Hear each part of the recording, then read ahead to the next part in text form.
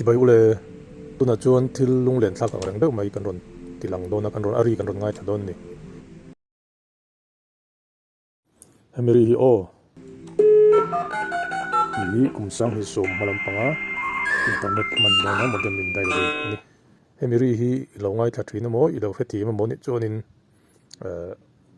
internet thi lo mang rei ve to le tina ni mai BSNL dial up internet ring ngai mai khani heng hun lai hian speed ka 52 kbps ania actual a chuanin 46 kbps noi lam khan trina email check ta har em ani heng hun lai hian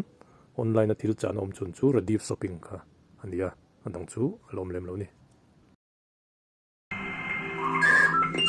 ang hun lai khan internet kan man don chun hemri kan ngai chang phot trin kha ania chuan ino pang chewak to lo ti na poni thai bawang chu You got mail.